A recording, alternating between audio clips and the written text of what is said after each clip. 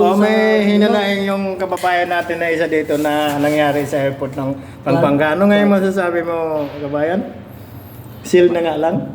Ay, alam niyo po, kami naman na porket nandito sa abroad, akala niyo, yung nabibili namin na mga gadget ay mamahalin. Hindi po. Seal na nga lang yun eh. May one take one pa. Tapos pagdating dyan, naharangin nyo. Ano ba kayo? Dating naman talaga. Saan ba yun? Sa Ping-ping din. Mikeni? Mikos-mekos din. Mikos-mekos. Mekos pala nila yun. Mikos-mekos din. Stupid. Stupid love. Stupid. Oh, yan naman. Yan din. Magkatip po. Wala akong masabi eh. Pag mga hulihin nyo lang itong mga to. Nablako ko na ako. Wala akong masabi. Hindi ako kasali dyan. Hulihin nyo lang to. Yung mga mukha na yan. Ikat mo yung sa akin. Yan lang sa akin. Hindi nasa katuwiran tayo. Hindi tama yung ginagawa nila. Bakit kasi doon ang dapat nag-prepare na tayo. Hindi ganito. Isipin nyo na lang mga ilang taon tayo dito sa abroad nagpakahirap. Nag-ipon tayo. Bumili tayo ng ginto. Ilang taon natin pinag-ipunan. Tapos pagdating doon sa Pilipinas, i-hold nila. Pangit yun. Anong say-say nung paghihirap natin? Ito yung pangit. Diba? Dahil piliin nila yung taxing habol nila. Mag-upload din sila para malaman. Mag-upload din kayo. Malaman nila yung nararamdaman. Yung construction ang applyan nyo.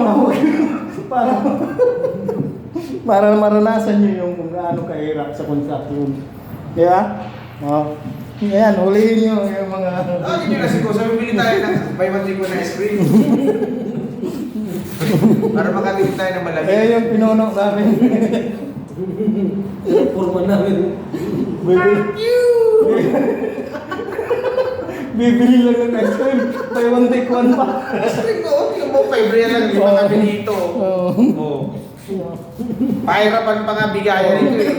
Talagang tipid na makabili lang ng Sa ginto. Piligro eh. Wala akong sahod eh. Dapat sahod. Tapos bibili pa ng cellphone, buy one take one.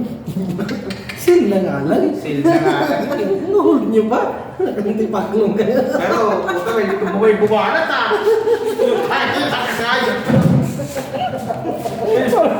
Bumuhaga yung utot, guys. Yung utot mo.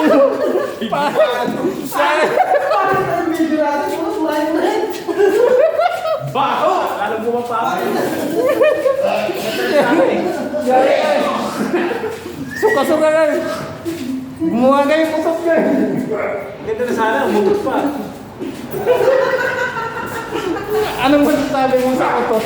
Anong masasabi mo? Yun na lang sana ang kinukulimbat niyo, yung putot. Utot na lang sana.